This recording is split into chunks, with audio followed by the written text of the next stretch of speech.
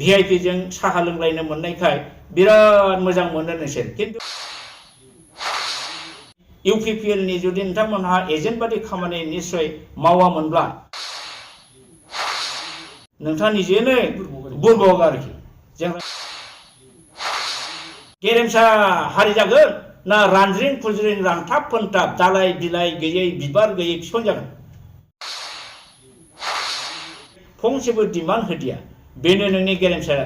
हारि दाग्राया गोसो जाबानो रावबो हाबनो हानाय गोसो जाबानो ओंखारनो हानाय गोहो गैयामोन आयेननि प्रटेक्शन दंमोन आरो BTC नि बाहेरानि मानसिया BTC आव साख्रि मोना टारगेट फरगेट होनायनि एपइन्टमेन्ट होनायनि पावारानो गैया बबे जुक्तिजों बबे क्लजजों बबे धाराजों नोंथाङा CSB दानो थिनलाबायखै फालाय होमबा स्क्रेप जायाखै डाइल्यूट जायाखै होननानै how U can say mister Dipen बर' सिकिउरिटियानो उदैयाव ओरै नारखाबाना आलगा आलगा खालामबाय थादों बे बर' हारिनि थाखाय बेसेबां लाजिनांथाव बिथांमोनखौ माने साबायखर बावबाय नमस्कार होबाय BTC एकर्ड आरो BTR एकर्डनि दफाफोरनि सायाव प्रपागान्डा खालामदों होननानै बिथाङा बुंदों नाथाय आङो बुंनो बेखौ लुबैयो बिथाङा नाम खारियाखैबाबो जे BTC एकर्ड आरो BTR एकर्डनि सायाव बेनि इम्परटेन्स जेनाखि दफाफोर दं बे दफाफोरनि एक्सप्लेनेशन बा क्लेरिफिकेशनखौ आंसो सम सम होदोंमोन आरो बिनिखायनो बिथाङा नाम खारियाबाबो आंखौनो हयथ' बुंहरदों नामा आं बिदि सानदों हयथ' आं साननाया दिनै जोंनि रायजो राजाया बयबो BTC एकर्ड दफाखौ जुदि जाय फरायदों सोरनिबा आखायाव दंब्ला बा नेटआव नायनानै माखौ प्रपागान्डा खालामनाय नुदों दा नोंथाङानो निजे प्रपागान्डा खालामगासिनो दं जोङो बेखौ कम्पारेटिभ स्टाडि दिनै आङो बुंनो लुबैबावगोन BTCया 6 शिड्यूलनि आन्दाराव 2003 आव BLT आसाम गभर्नमेन्ट सेन्ट्रेल गभर्नमेन्टनि गेजेराव जा सुक्ति जादोंमोन बे सुक्तियाव गोबां बर'फोरनि रैखा खबस बर'फोरनि रैखानि खबस हिसाबै जोंहा माखासे पावार दंमोन फांसन दंमोन पावार एन्ड फांसन दंमोन जेरै हमनानै लादो जे BTC हा लेजिस्लेटिभ पावार दङ The council shall have legislative powers in respect to subject transferred to it as connected in Annex 3 जे 40टा जे साबजेक्ट जोंनो होदोंमोन बेनि सायाव आयेन बानायनो हानाय गोहो दंमोन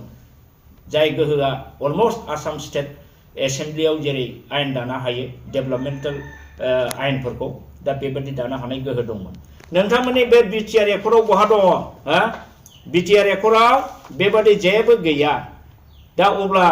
BTC आव बे एसे आरो मोनसे पावार मोननायखौ बे BTR एकर्डआ स्क्रेप खालामदोंना खालामाखै डाइल्यूट खालामदोंना खालामाखै दिपेन बर' बिथाङा बेखौ मोजाङै नायदोंना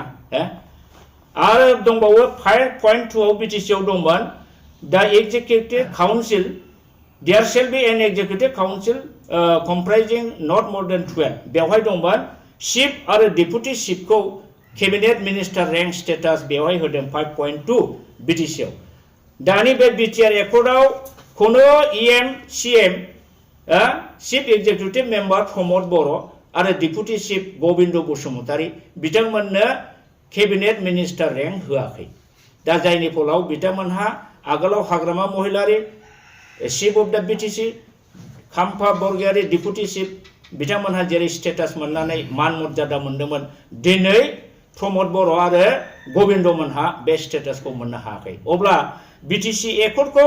BTR एकर्डआ स्क्रेप खालामदोंना खालामाखै दिपेन बर' हाउ इउ कैन से बेखौ बुंब्ला नोंथांमोनहा प्रपागान्डा होनाय सानो नङा होमबा सैथो खोथाखौ बुङोबा नोंथांमोनहा प्रपागान्डा होनाय सानो माखौ प्रपागान्डा होनखो बेनिफ्राय बुंबावदो आदार EMs BTC आव दङ आदार EMs executive members equivalent to Minister of State for the protocol purposes दस्रा दस्रि EM फ्रा चिफ आरो डेपुटि चिफनि बादै BTC आव होदोंमोन स्टेट मिनिस्टार रेंक रायजो दप्तरनि मन्थ्रिनि स्टेटास होदोंमन बेसेबां मान मर्यादामोन जायनि फलाव पुलिस मिलिटारि गासिबो commissioner secretary chief secretary BTC नि चिफ डेपुटि चिफखौ सारनो बाध्य जायोमोन रेसपेक्ट होनो बाध्य जायोमोन दिनै BTR एकर्डनि दारै प्रमद बर' बिथाङानो जा डिपेन बर'आनो जा सोरबा सोरबा सिगनेटरानो जा बिथांमोनहा मोजाङै स्टाडि खालामनानै नायखाना नायदिया दिनै केबिनेट मिनिस्टार रेंक होयैखायनोथ' आं सान्दों दाखालि बावैसो चिफ मिनिस्टार हिमन्त बिश्व शर्माया जेला क'क्राझाराव फैयो अब्ला प्रमद बर' बिथांखौ सिकिउरिटिया उदैयाव ओरै नारगारबाय थादों हिमन्तनि खाथियाव थांनो नागिरो आरो नारगारो मानो बिदि खालामजाखै थारमाने चिफ एक्जिकिउटिभ मेम्बार बिथां प्रमद बर'आ केबिनेट मिनिस्टार रेंकनि नंला he is not the रेसपेक्टेबल person नंखायनो बिथांखौ सासे सिकिउरिटियानो उदैयाव ओरै नारखाबाना आलगा आलगा खालामबाय थादों बे बर' हारिनि थाखाय बेसेबां लाजिनांथाव दुखु मोनथाव प्रेस्टिजआव नांथावथाव जादों नोंथांमोनहा नांदोंना नाङाखै जोंहा नांदों जोंबो सासे बर'खौ बेबादि अपमान खालामोबा जोङो दुखु मोनो किन्तु दिनै सासे सिकिउरिटिया चिफ मिनिस्टारनि सिकिउरिटिया दिनै बिदि मानो नारखेखो बे नारखे जानायनि अबस्थाखौ लाबोनो नैबे बिटिआर सुक्तिया बे बिटिआर सुक्तियाव बे चिफ एक्जिकिउटिभ मेम्बार प्रमद बिथांखौ केबिनेट रेंक होआखै नंखायनो पुलिसा सानदों you are not a cabinet rank minister so you have no authority to attach with the chief minister बे कनसेप्टआ हयथ' जादों जानो हागौ आरो बिनि थाखाय दाया बे बिटिआर एकर्डनि सिगनेटरिफ्रानो होननानै आं सानो गोरोन्थि जानो हागौ किन्तु आंनि साननायाव बे दिनै बिथाङा होनदों बिटिआर एकर्डआ आगोलनि बिटिसि एकर्डखौ खुनुरोखोमै डाइल्युट खालामाखै होनदों मानो डाइल्युट खालामाखै जाखै BTC shall also be competent to make appointments for the post of its control in accordance with the rules appointment followed by the government of Assam except the APSC nominated post third grade fourth grade ni appointment होनाय पावारा BTC एकर्डआव रोखा रोखा दं नोंथांमोननि बे बिटिआरआव मा दं बे दं नामा is there any clause in BTR accord for the appointment system for making CSB Central Selection Board or Central Recruitment Board any recruitment board दानायनि बेवहाय माबा होनाय दं नामा गैया होमबा बे बिटिसि आव आगोलाव दंमोन जायनि फलाव हाग्रामा महिलारिया एकर्डआव दंखायो गाय as per the accord implementation बिथाङा सेन्ट्रेल सेलेक्शन बोर्ड CSB दानानै थर्ड ग्रेड फोर्थ ग्रेडखौ बरियायै बिटिसिनि केन्डिडेटफोरनो होदोंमोन नान बिटिसिनि मानसिफ्रा बेवहाय एप्लाइखौनो खालामनो हायाखैमोन अब्ला नोंथांमोननि बे बिटिआरआ बे पावारखौ मानो दानखै बे स्क्रेप खालामनाय जायाखै नामा दिपेन बर' नोंथां साननानै नायसाय बेनि उनाव बिटिआर एकर्ड जानायनि उनाव गोबां गभर्नमेन्ट लेटारनि दारै भेकेन्सिफोरखौ लानानै थांनानै गुवाहाटीनिफ्राय एपइन्टमेन्ट हरजोब्बाय ना होबथानो हाखो ना माखो जुदि बिटिसिआ थर्ड ग्रेड फोर्थ ग्रेडखौ एपइन्टमेन्ट होनो हानाय केपासिटिया नोंथांमोननि बे बिटिआर एकर्डआव दङमोनबा बिसोरथ' निश्चय हानाय नङामोन दा बेनि लेटारफोरखौबो नोंथांमोनहा नुवाखै नामा जोंनाव दङ रोखा रोखा गासिबो गभर्नमेन्ट लेटारजों बेहाय नायबानो नुनो मोनो जे बबे लेटारजों बिटिसिनि थर्ड ग्रेड फोर्थ ग्रेडनि भेकेन्सिखौ लानानै थांनानै बिथांमोनहा सेन्ट्रेलि एपइन्टमेन्ट हरगासिनो दं नों होबथानो हायाखै हाग्रामा महिलारिनि दिनावथ' बिदि जायाखैमोन होमबा स्क्रेप जायाखै डाइल्युट जायाखै होननानै हाउ इउ केन से मिस्टार दिपेन बर' बे बिराद लाजिनांथाव बिं दा सेन्ट्रेल एबसु प्रेसिडेन्ट नोंथाङा बेबादि मिनिं गैयै जुक्ति बाथ्राफोरखौ बुंनो नाङा दुखु मोनथाव जायो लाजिथाव जायो 3 बोसोरनि उनाव नोंथाङा फिल खालामबाय जे प्रमद बर' गभर्नमेन्टआ इउपिपिएल सरकारा एपइन्टमेन्ट होनो हायाखै बिनि थाखाय CSB दानांगौ सेन्ट्रेल सेलेक्शन बोर्ड दानानै एपइन्टमेन्ट होनांगौ जों खावलायो जों नारसिनो होनलाबायबाय नोंथांमोननि बे बिटिआर एकर्डआव बे थर्ड ग्रेड फोर्थ ग्रेड होनायनि एपइन्टमेन्ट होनायनि पावारानो गैया बबे जुक्तिजों बबे क्लजजों बबे धाराजों नोंथाङा CSB दानो थिनलाबायखै फालाय दा नोंथाङानो निजेनो रायजोनि सिगाङाव जों दाबो CSB दानो हायो होननानै बे प्रपागान्डा होनाय बादि जायाखै दा प्रपागान्डायाथ' नोंथाङासो होगासिनो दङ नोंथाङा होनदों बे बिटिआर एकर्डखौ नोंथाङा दाखालि बुंदों जे बे मोनसे गणतान्त्रिक बेबस्थानि गेजेरजों एकर्ड जानायखौ कन्स्टिटिउशनेलि मेन्डेटेड बे एकर्डखौ अपमान खालामदों गाज्रियै बायखा होदों होननानै बुंदों बे दुखु मोनथाव जादों नोंथां बादि सासे लेखा गोरों सेन्ट्रेल एबसुनि प्रेसिडेन्ट नोंथाङा बेखौ बोरै कन्स्टिटिउशनेलि एक्सेप्टेड होननानै बा कन्स्टिटिउशनेलि मेन्डेटेड डकुमेन्ट्स होननानै नोंथाङा बोरै बुंनो हायो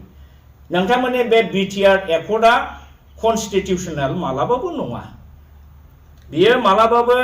पार्लियामेन्टआव लकसभा राज्यो सभायाव पास जायाखै प्रेसिडेन्टआ बेखौ मालाबाबो सहि होआखै बिटिसि एकर्डआ कन्स्टिटिउशनेल बे एकबो जाबाय दा बे हिसाबै बेखौ बिटिसि एकर्डखौ बुंनो हायो नोङो बोरै बेखौ बिटिआर खौ कन्स्टिटिउशनेल एग्रिमेन्ट बेखौ अपमान खालामदों माबोरै बुंनो हाखो मेनसनानो गैया माबोरै जानला मोनला जुक्ति गैयै खोथा बुङो होमबाथ' प्रपागान्डा खालामनाय मिसलिड खालामनाय रायजोखौ थगायनायखौ नोंथांमोनहासो मावगासिनो दं आरो नोंथाङा होनबावदों एग्रिमेन्टनि उनाव नोंथांमोनहा प्रमद बर' इउपिपिएल गभर्नमेन्टआ बिटिआर गभ लिरलाबाय थादों मैया दाखालिसो नोंथाङा बै नोंनि बाइटआव बुंबाय गभर्नमेन्टआ बिटिसिआनो दं होननानै 3 बोसोरनि उनावसो नों बुजिबाय जाय खोथाखौ जोङो एकर्ड जानाय समाव बुजिनानै दुखु खालामदों रागा जोंदों बे खोथाखौ नों 3-4 बोसोरनि उनावसो दिनैसो बुजिबाय दासो बिटिसि दासो 6 सिडुलखौ नोंसोर स्क्रेप खालामखांनानै दिनै पावारा थांजोबनानै हाफा मुवा दिनै जाफैबाय दिनैसो नोंथांमोनहा 6 सिडुलखौ दिनैसो अनसायफिननो नागिरदों दिनै बे खोथाफोरखौ नोंथांमोनहा जातिनि नेता हिसाबै दसि किन्तु आं होनो नोंथांमोनहा गमामायै माने जातिखौ राइट लामाजों दैदेननायनि केपासिटि क्वालिटि नोंथांमोनाव माने गैयाबादिखौ जोङो नुयो गैद्रायाखौ बुङा गैयाबादिखौ जों नुयो मानोना हारसा मानसिफ्रा बिटिसि जानाय लोगो लोगो 6 सिडुल पावार मोननाय लोगो लोगो बर'फ्रा बेसेबां हिंसा जादों बिटिसि बातिल खालामनांगौ होननानै बर' कमिटि दायै दायै गभर्नमेन्टनि सिङाव बेसेबां आन्दोलन खालामनाय जाबोदों दिनै बै हारसा बर'फोरजों नोंथांमोनहा सुर मिलायफानानै बिटिसिनि जे ट्राइबेलनि रक्षा कवचमोन बिटिसि एकर्डआ बेखौनो नोंसोरो धंस दिनै खालामबाय दा नंखायनो नोंस्रा जेबो पावार गैला दिनै नोङो दाखालि बुंदों जे बिटिसिआ मोनसे न' बिटिआरआबो मोनसे न' बिटिसिखौ रिनोभेसन खालामनानै बिटिआर न' खालामदों बिटिसिआ नंगौ बे जोंनि न'खर बर'फोरनि न'खर ट्राइबेलनि न'खर बे ट्राइबेलनि न'आ आरसीसी न'मोन हाग्रामा महिलारा बानायदोंमोन दरजा खिरखि गोग्गोममोन बेवहाय ग्रिलफ्रा गोरामोन बेवहाय गोसो जाबानो रावबो हाबनो हानाय गोसो जाबानो ओंखारनो हानाय गोहो गैयामोन आयेननि प्रटेक्शन दंमोन आरो बिटिसिनि बाहेरानि मानसिया बिटिसिआव साख्रि मोना बिटिसिआव मावखानायफ्रा बिटिसिनि उइदाउट नो अबजेक्शन सार्टिफिकेट बे बाहेरायाव थांनो हाया बेबादि गोख्रों मोनसे न'मोन बे गोख्रों न'खौ नोंथांमोनहा दिनै दरजा बुफायबाय दरजा जोफायबाय खिरखि बुफायबाय ग्रिलखौ सिफायजोबबाय लांदा खान्दा खालामबाय सायनासालि बादि खालामबाय बे राजबंशीफोर कुलसांगा मोसाग्रा सायनासालि लांदां गोसो जाबानो हाबनो हायो गोसो जाबानो ओंखारनो हायो बेबादि सायनासालि कुलसांगानि सायनासालि खालामबाय नोंसोर होमबा बे स्क्रिप्ट जायाखै नामा मिस्टार दिपेन बर' दिनै सेन्ट्रेल एबसुनि गासिबो लिडारफ्रा बे खोथाफोरखौ सान नोंथांमोनहा माबोरै आसाम गभर्नमेन्टनि बा बिसेसकै चिफ मिनिस्टारनि सोलो बोलोजों बेसेबां मिसलिड जानानै बे जे बेसेबां खैसार खालामनानै बे नोंसिनि बिटिआर एकर्डखौ बानायनानै होदों नोंसोर बुजिया सोमजिया बेखौ सहि होदों बेसेबां बिनि खहाया दा जातिया माने भुगिनो थांगासिनो दं नोंथाङा बुङो जे जों मोनसे गेरेमसा हारि दानाय गेरेमसा हारिया बोरै दानो सानदों नोंथां दिपेन बर' नोंथाङा खुगायावल' गेरेमसा हारि होननानै बुङो खोमा गेरेमसा हारि दानायनि नट ए सिंगल फर्मुला नोंथांनाव गैयाखौ आं नुदों मानो नोंथाङा जुदि बर'खौ मोनसे गोरा गेरेमसा हारि दानो मोनबा बड'लेण्ड मोनसे गेरेमसा मोनसे गोग्गोम रायजो दानो मोनब्ला दाखालि डिलिमिटेसनाव जोंनि ट्राइबेलनि पलिटिकेल राइट रैखा खालामनो थाखाय भारतनि कन्स्टिटिउशननि 330 आर्टिकेल मथे लकसभाया जोंना 6 सिडुलनि आन्दाराव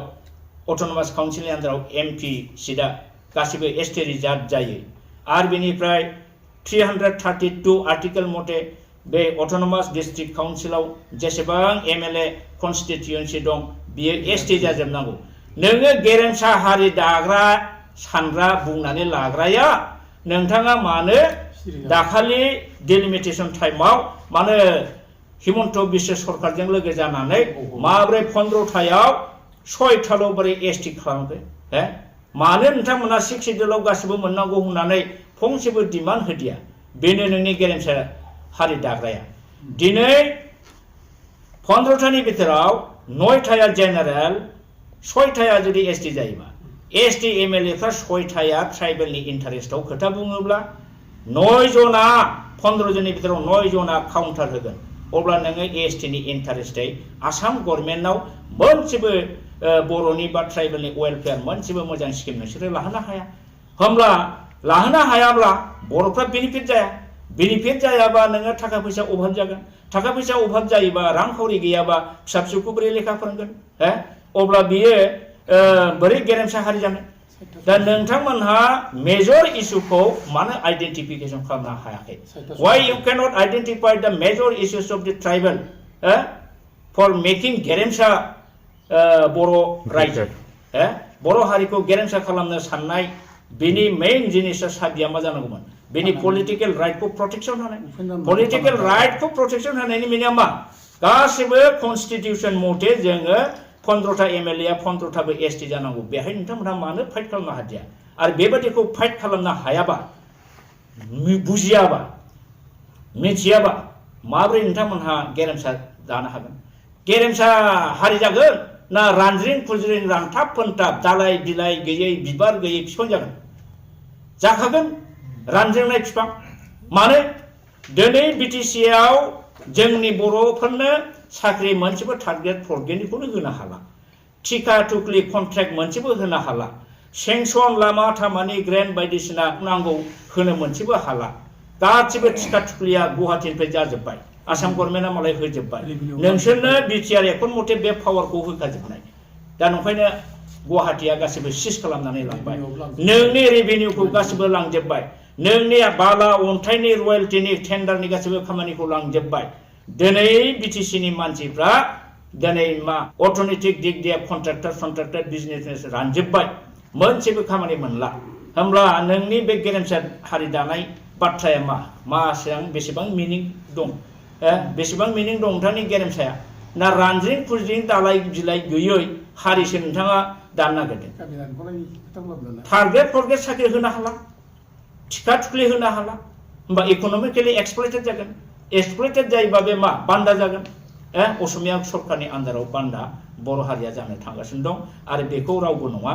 नोंथांमोन बादि लिडारफ्रा खौसेयै साननो हायैयाव मोजां रोखोमै स्ट्रेटेजि खालामनो हायैयाव मेइन इशुखौ आइडेन्टिफाइ खालामनानै बेखौ फेस खालामनो हायैयाव बे जिनिसा जाबोगासिनो दं बेनिखायनो नोंथाङा जुक्तिपूर्ण भाबै खोथा बुङोब्ला बेखौ प्रपागान्डा होदों होननानै जानला मोनला बुंनाया थिग नङा फार्स्टलि नोंथाङा स्टाडि खालाम दा नोङो बुंनो थाङोब्ला दिपन बर'आ जोंखौ रायजो राजाफोरखौ बुरबक साननाय बादि नुयो बुरबक खालामनाय बादि माने गाव बिराद सियान खिन्थु नोंथांनि खोथा बाथ्राजों बेसे फोरमान जागासिनो दं नोंथाङा निजेनो बुरबक आरोखि जों रायजोआ बुंनाङा जायनि फलाव नोंथांमोननि माबा होनायखौ बाइट होनायफोरखौ नोंथांमोनहा जेब्लानाखि चेनेलफ्राव खोथा बुङो नोंथांमोननि भिउआ 300 400 500नि बारा जाया नाथाय गुबुन गुबुन मानसिफोरनि बुंनाया 20,000 30,000 40,000सिम थाङो होमबा बेनिफ्राय नोंथांमोनहा मोनसे जिनिसखौ फिडबेक लानो हायाखै जे नोंथांमोननि प्रति नोंथांमोननि खोथा बाथ्रानि प्रति रायजोआ दिनै आदर बा अनार होनाय मान होनाय सन्मान होनाया गोमालांगासिनो दं बेखौबो नोंथांमोनहा स्टाडि खालामनांनाय दिनै एबसुआ जुदि सोरबा पलिटिकेल पार्टिनि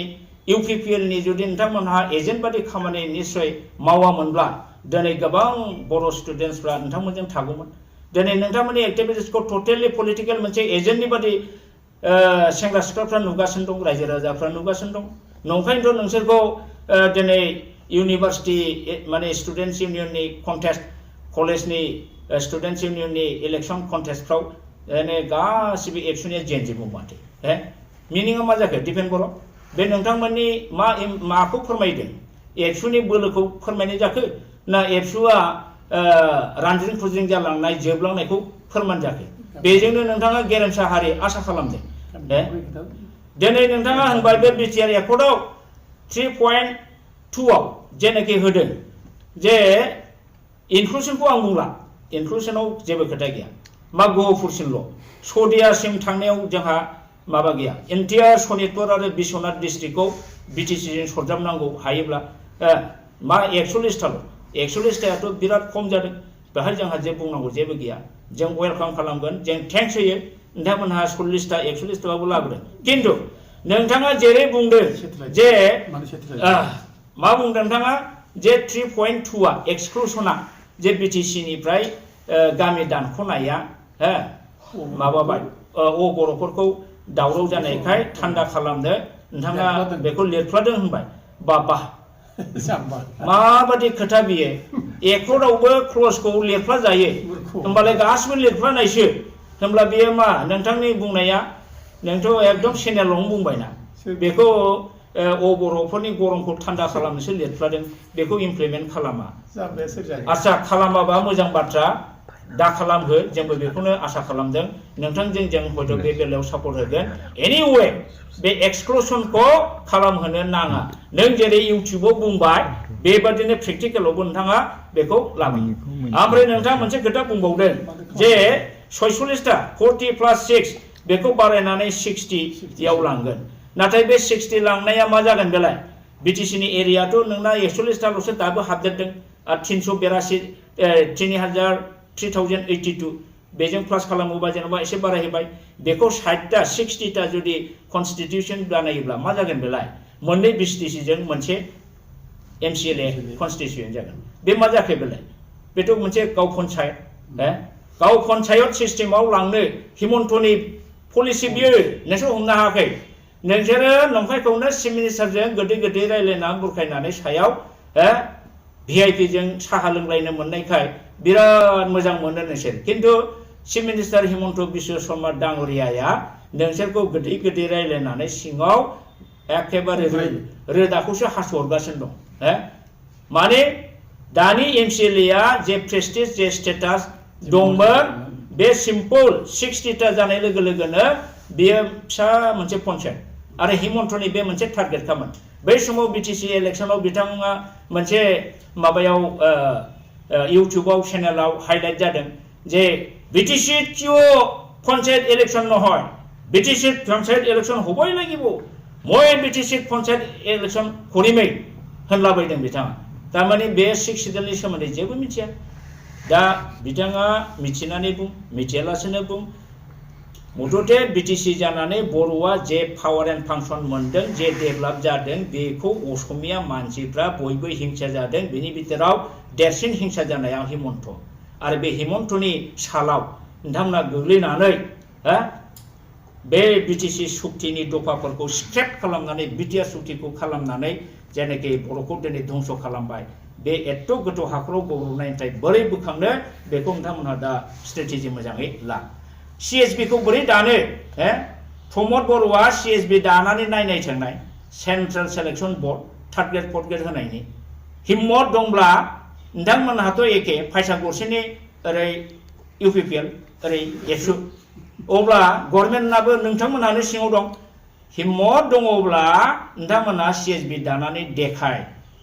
we welcome it मानोना नोंथांमोननि बे बिटिआर एकर्डआव बे जिनिसा गैया एपइन्टमेन्ट होनो हानायनि CSB दानायनि पावार नोंथांमोननो बेवहाय होआखै इभेन बिटिआरआ गबबो नङा नोंसोरसो बिटिआर गब होनो दाखालि दिपेन बर' नोंथाङा नोंनो होनबाय जे गभर्नमेन्टआ बिटिसिआनो दं एरियासो बिटिआर जादों होननानै दासो बोसोरथामनि उनावसो नोंथाङा बे जिनिसखौ रिलाइज खालामबाय जाय मानसिफ्रा प्रब्लेमफोरखौ 3 बोसोरावबो बुजिया साननो हाया आरो बेफोर बिथांमोन बादि लिडारा बर' जातिखौ बोरै दैदेनगोन नंखायनोथ' डिलिमिटेशनाव बिसोरो 6टा एसटि मोननायावनो गोजोननानै थादों जोंथ' गोजोनाखै जोङो दाबि होदों बड'लेण्ड पिपल्स कमिटि अन डिलिमिटेशना जे 15टायाव 15टाबो एसटि जानांगौ आरो उदालगुरि आरो क'क्राझार मोननै लकसभा समष्टिया जोंना एसटि जानांगौ as per article 330 and 332 of Indian constitution जों दाबि खालामदों नोंथांमोनहा जों मदद होआखै आरो जोङो जेनाखै फाइनाल ड्राफ्टआव ओंखाराखैबाबो जोङो दा हाइकर्ट आरो सुप्रिम कर्ट मोन्नैबो कोर्टआव जोङो दिनै बे डिलिमिटेशन प्रसेसनि एगेन्स्टै केस होनानै दं सुप्रिम कोर्ट आरो हाई कोर्ट आरो जों देरहागोन कन्स्टिटिउसनखौ भायलेट खालामनानै बे थांनाय बारनि डिलिमिटेशना जादों आरो बे डिलिमिटेशनाव नोंथांमोनहा गभर्नमेन्टजों बुजाबुजि खालामनानै बे बिटिसिनि 15थानि जायगायाव 6थाल' एसटिखौ नोंथांमोनहा गनायनानै लादों आरो नंखायनो नोंथांमोनहा फरखा गावनानै रंजादों जों रंजायाखै दिनैसिमबो जोंहा फायदा दं हाई कोर्ट गेलेगासिनो दं सुप्रिम कोर्टआवबो गेलेगासिनो दङ जोङो आसाबादि जों देरहागोन दा नंखायनो दिपेन बर' बिथांखौ साननैसो आगोल बिथाङा जा जानला मोनला खोथा बुंदों प्रपागान्डा होनाय डाइलुट जायाखै बिटिसिनि न' बिटिआरनि न' एखे होनदों गासिबो मिथ्या खोथा फुरा बिटिसिनिया स्क्रेप जाबाय आरो बिटिसिआव 6 सिडुल होननाय जिनिस गैला 6 सिडुला स्क्रेप जानायखायनो गैया जानायखायनो दिनै नोंसिनि 41टा गामि सोनायाव असमियाफ्रा हेडाक जायाखै बर'आ हेडाक जायाखै थारमाने बिटिसिआव 6 सिडुलानो गैखालाबा बिटिसिआव थानाय आसामाव थानाय एखे मिनिङा बेसे जादों दा बेखिनिखौनो बिथांनो आङो क्लियारेसन हिसाबै होफिनबाय आङो मिजिंथियो जोंनि बर' रायजो राजा इन्टेलेक्चुवेल आरो जेसेबां स्टुडेन्टस दङ गासिबो बिथांमोना खोथाफोरखौ साननानै नाय आरो साननानै आरो हायोबा बिटिसि एकर्ड आरो बिटिआर एकर्ड मोननैखौबो कम्पेयार खालामनानै नाय आं जा बुंदों बे गोरोन्थि नामा मोनसे डेन्जारास खोथाया दिपेन बर' बिथांनाव आं जोबनायाव बे खोथाखौ सोंफिनसै नोंथाङा मोजाङै नायदोना दिपेन बर' जे increase in constituencies of BTC up to maximum 60 seats after alteration in the area without adversely affecting the existing percentage of the reservation of tribals. बे मीनिंखौ नोंथाङा मोजां क्लेरिफिकेशन हो नोंथाङा जुदि बुजियोबा जे बेवहाय 46 निफ्राय 6 दासिम लांगोन 60 जानायनि उनावहाय बे सीटआ without adversely affecting the present reservation system of tribal. दा ट्राइबेलनि रिजार्भेशन सिस्टेमा बेसेबां डिपेन्ड बर' नोंथां साख्रि बाख्रि बायदिसिनायाव माथो 10%ल' दानि कलेज इउनिभार्सिटिनि एडमिसनावबो 10%ल' मोनगासिनो दं बिएड कलेजनि एडमिसनावबो 10%ल' मोनगासिनो दं दा होमब्ला नोंथांमोनहा जे 46 निफ्राय 60 खालामबाय बिनि उनाव एसटी रिजार्भेशन सिस्टेम मथे जोङो 10% कोटा एसटी मोनबाय होमबा 60टायाव 10% बा खयथा जाखो 6था होमबा 60टा समष्टियाव 6 जनल' ट्राइबेल बर' जानोसै 54टाया जेनेरेल जानोसै होमबा बे बर'नि काउन्सिल जाखो ना जेनेरेलनि काउन्सिल जाखो बे लेंगुवेजआ मा बुंनाय जादों नोंथाङा हायोबा बेखौ नेक्स्ट बाइटआव क्लियारेसन हो जे उइदाउट एडभार्सलि एफेक्टिं द present reservation system of tribal बे मा होननाय जादों बेखौ नोंथाङा क्लियारेसन हो हायोबा जोंनि मथेबा 6टाल' मोनगोन बिटिसिआव 40टा सीटमोन ओमफ्राय 6टाया नमिनेटेड बेखौ 60टा बानायनानै 60टा बानायनो हानायखौ बिराद क्रेडिट बानायनानै लादों दा नंखायनो आं दहाय बुंदों जे एडभार्सलि उइदाउट एडभार्सलि एफेक्टिं द present reservation system of tribal बियो 10% खौ बुजायदों ना 75% खौ बुजायदों नोंथाङा बे क्लियारेसन होनांगौ आरो जोङो बेवहाय नुदों एनालाइसिस खालामनानै जोंना हाया लिमिटेड आगोलनि जे बिटिसि बेजों साप'ज 41टाल' गामि बारायदों दा बेखौ जुदि 60टा समष्टि जानांगौब्ला बे मा जागोन फिसा फिसा फिसा गाव पन्चायत बादि मोननै बिसिडिसिजों मोनसे एमसिएलए फर्स जागोन अब्ला बे पपुलेसनावबो खम बेनि एरियाबो खम बेनि पावाराव खम बे जाहैदों हिमन्त बिश्वनि फर्मुला जे बिटिसिखौ पन्चायती सिस्टेम पन्चायती राज सिस्टेमाव लांनानै फिसा फिसा फिसा पन्चायतनि प्रेसिडेन्ट बादि जोंनि एमसिएलए खौ बानायनानै आरो जिहेतुके प्रिन्सिपाल सेक्रेटारि लेजिस्लेटिभखौ धंस खालामनानै प्रिन्सिपाल सेक्रेटारिनि जायगायाव चिफ एक्जिकिउटिभ अफिसार होबाय बे चिफ एक्जिकिउटिभ अफिसार होनायनि मिनिङानो बेनो बियो पन्चायतनि काउन्सिलरफोरनि अफिसार बेहाय लेजिस्लेटिभ गैया गभर्नमेन्टआ स्किम हरनायखौ जास्ट इमप्लिमेन्टेसन खालामनाय एजेन्सि आरो बे एजेन्सिनि अफिसारखौ होननानै बुङो चिफ एक्जिकिउटिभ अफिसार नोंथाङा माब्रै बबे जुक्तिजों जोङो लेजिस्लेटिभ पावारखौ बारायहोनो नागिरदों होनो लासिंसिं कनसेप्ट दंना गैया नोंथांहा डु यु हेभ द concept of legislative power legislative थायोबा बाहाय सेक्रेटारियेट थानांगौ सेक्रेटारियेटआव थायोबा बिनि गाहायखौ प्रिन्सिपाल सेक्रेटारि होनो आसामनिखौ स्टेटखाय चिफ सेक्रेटारि होनो नोंसिना मारै चिफ एक्जिकिउटिभ अफिसार जाखो चिफ एक्जिकिउटिभ अफिसारा जाहैदों पन्चायती राजनि काउन्सिलरफोरनि अफिसारखौ होननानै बुङो होमब्ला जे जायगायाव मिनि स्टेट साइजआव जोंना बिटिसिआ फैखादों बेखौ नोंथांमोनहा सिम्पल गाव पन्चायत लेभेलाव लाना फैबाय माब्रै नोंथाङा लेजिस्लेटिभ बारायनायनि खोथाखौ जुक्ति गैया बुक्ति गैया नों बुंबानो जागोन नामा बुंलाबानो जागोन बेथ' नङाना नोंथाङा आंनि खोथाखौ मानियाबा सों बयनावबो गिदिर गिदिर अफिसार दङ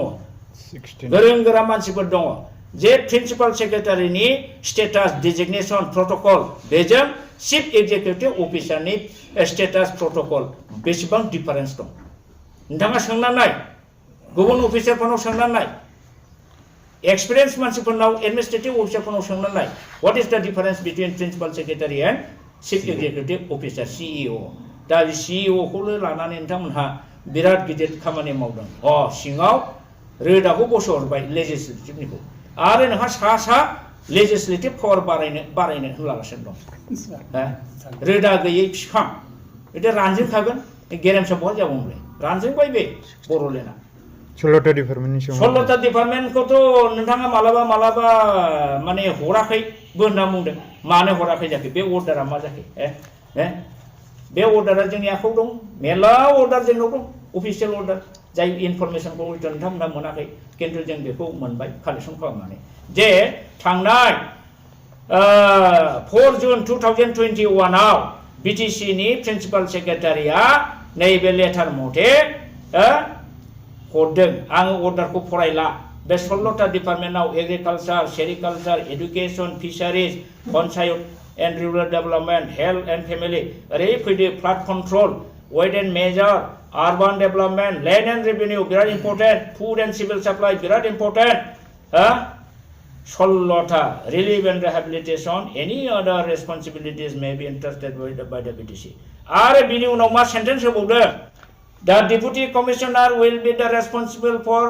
oversight and supervision for district and subdivisional level of officials regarding implementation of various schemes by the Government of India, Government of Assam and BTC authority. गासिबो गभर्नमेन्ट स्किमनि बिटिसिनि स्टेटनि सेन्ट्रेलनि डेभेलपमेन्टेल स्किमफोरनि सायाव डिसिआ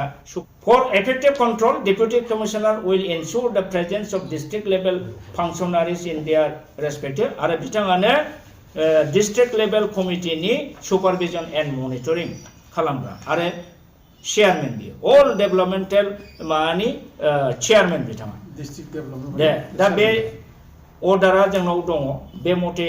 नोंथांमोन माने बिटिसिआ प्रिन्सिपाल सेक्रेटारिनि थ्रुयै बे प्रिन्सिपाल सेक्रेटारिनि अर्डाराव बे जिनिसा हरदों दा डिसिफोरनो हरनाय माने मा डिसिआ directly control by the Assam government आरो बेयो डाइरेक्ट आसाम गभर्नमेन्टनो हरनाय जादों दा नंखायनो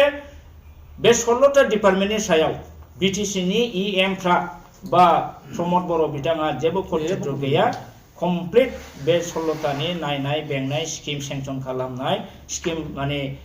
बेनिफिसियारि लिस्ट खालामनाय गासिबो डिसिआनो मावो होमब्ला काउन्सिला मा मावगोन बिटिसि दा जेबो गैया पावारखौ नोंथांमोनहा गासिखौबो खोमानानै लाबाय स्क्रेप खालामबाय नंखायनो नोंथाङा बिटिसिनि न'जों बिटिआरनि न'जों एखे डाइलग जायाखै रिनोभेसन खालामदों जानला मोनला बुंनाया थिग जायाखै दा बे समाव मोनसे समाव बर' फरायसा आफादा हारिनि थैनाय थांनायनि सायाव गसंथाबोदों दिनैनि समनि आबसुआबो थिगैनो दं नाथाय जाय प्रेसिडेन्टशिप बिबान लानानै दिनै जे बिथाङा बर' हारिनि खैफोदनि समावबो स्टेन्ड खालामाखै बिथां बायदि लिडारफोरखौ बिथाङा गावनि बिबाननिफ्राय रिजिगनेसन होनांगौ होनना नोंथांमोना दाबि होयो नामा जे बर' जातिनि बयनिख्रुइ देरसिन आफाद अल बर' स्टुडेन्टस इउनियन अर्थात दुलाराय बर' फरायसा आफाद जाय दुलाराय बर' फरायसा आफादा जोनोमनिफ्रायनो हारिनि थैनाय थांनायखौ लानानै जुजिबोदों खामानि मावबोदों गोबां गिदिर गिदिर मोजां लिडारफ्रा बिनि प्रेसिडेन्ट जाबोबाय बिनि बिथोराव बर'फा उपेन्द्रनाथ ब्रह्मनि दिनाव गोख्रोंसिन बिथांनि नेतृत्व बिथांनि जे ब्रेन क्वालिटि बिनि दारै जोङो बिश्व बिख्यात जानो हाबाय आरो बे समावहाय बर' होननानै बुङोब्ला खुनु गुबुन हारिया जानला मोनला आखाइ होनाय माने हायामोन गियोमोन मान होयोमोन फैयै फैनानै जों दा नुफैबाय जे बर्तमानाव जाय दैदेनगिरि सेन्ट्रेल एबसुनि बिथांमोननि जेनाखि ब्रेन क्वालिटि क्वालिटिनि खम ना सोरबा बिथांमोनहा मास्टार थानांगौ बे मास्टारनि गाइडेन्सआव बिथांमोनहा जे पलिसि स्ट्रेटेजि एडप्ट खालामो डिसिसन लायो खामानि मावो खोथा बुङो दा जायनिखि लाया मानो जों नुनायाव बियो जातिखौ मास्टार रेस गेरेमसा हारि दानायनि मोनसेबो थिउरि बा आदर्श बा नीति बा पलिसियाव बे गोलैया जुदि गेरेमसा हारि दानो लुबैनाय दैदेनगिरिब्ला रावनिबो पलिटिकेल हान्जानि बिथांमोनहा जुदि खोमाजों खेबजानाय बादि जायाखैब्ला आंनि मथेबा डिलिमिटेसनाव बिथांमोनहा बारसोमनांगौमोन दिनै गरखाफोरखौ प्रटेक्टेड क्लास बानायदों बेखौबो प्रटेक्शन होनांगौमोन दिनै कास्ट सार्टिफिकेटखौ अनलाइन होनानै बर' ट्राइबेल जेनेरेलफ्रा डिप्राइभ जागासिनो दं जाम्बा जाम्बिनि फिसाफ्रा कास्ट सार्टिफिकेट मोनैनि कलेज इउनिभार्सिटि एडमिशन बन्द जानो थांगासिनो दं नाथाय हारसाफ्रासो 2 नाम्बारि खालामनानै कास्ट सार्टिफिकेटखौ लानाय जोङो खोनागासिनो दं दा बे कास्ट सार्टिफिकेट इसु खालामनाय सिस्टेमा अनलाइन जानो नाङा बे आगोलनि बादि अफलाइनानो जाफिननांगौ बे जिनिसखौ नोजोर होनांगौ बिथांमोनहा जुदि गेरेमसा हारि दानाय सिमां उपेन्द्रनाथ ब्रह्म बादि बिथांमोनहा जुदि जातिखौ दानो सानोब्ला दिनै बेफोर दानि बे बर्तमान एबसुनि दैदेननायाव जों बिदि मोनसे जातिनि ड्रास्टिक बा जेनुइन इस्युफोरनि सायाव फाइट खालामनायखौ जों नुवाखै मानो होनहा बिथांमोनहा हयथ' मिसगाइडेड जादों आरो हयथ' बिथांमोनहा एक्चुएल बर'नि समस्याखौ जेंनाखौ हयथ' आइडेन्टिफिकेशनखौनो खालामनो हायाखै बिटिसि एकर्ड बिटिआर एकर्डखौ 3 बोसोरावनो बुजियाखै आरो बिथांमोनहा जातिनि जेनुइन थैनाय थांनायनि खोथाखौ आरो मा साननो हागोन गतिके दुखुनांथाव बाथ्रा दिनैनि जोंनि एबसुनि प्रेसिडेन्टआ बेबादि एथ' दुर्बल जानायाव जोङो बयबो दुखु मोनथावथाव अबस्थाखौ आं नुदों आरो बेखायनो बर'फोरनि सायाव दा हारसाफ्रा गिला दै गिला नंखायनो बर'खौ जाहा थाहा जेराव मोनो एरै आक्रमण खालामनाय अपमान खालामनाय बर' आइजो उन्दै गथ'सा हिन्जावसाफोरनि सायाव जेनेखि आक्रमण खालामनाय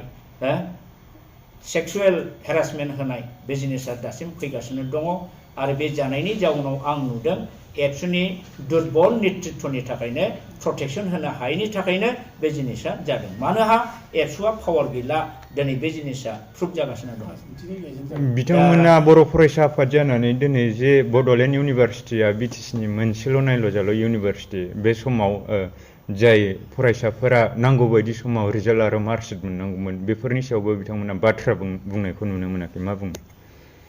बेथ' जेनुइन इस्युमोन जुदि दासिमबो जेबो बुङाखै बा दुखु गोनां बाथ्रा आरो बेफोरबादि इस्युआव खोथा बुङालासेनो खालि पलिटिकेल एजेन्ट बादिल' खालि मिटिं दावथिं गायै गिदिर गिदिर मिटिं लेंनानै बिबार माला आर'नाइ गाननानैल' जुदि थास्लिबलाबाय थायोबा बेखौथ' जोङो जातिखांग्रा होननानै बुंनो हाया दा बिथांमोननि complete they are acting like a political agent बेनिखायनो दिनै बर' फरायसायानो जा इन्टेलेक्सुयेलफ्रानो जा रायजो राजायानो होन रावबो एबसुनि सायाव दा माने फोथायनाय होननाय जिनिसा बहुद खमायलांबाय दुखुनांथाव दा बेखौ आं दहाय होनखांबाय जे दानि इउनिभार्सिटि कलेजफोरनि कन्टेस्टआव इलेक्सनाव स्टुडेन्ट्स इउनियनाव एबसुआ मानो जेनजोबो जेरावबो this is the proof that ABSU popularity is now going to be diminished and going to B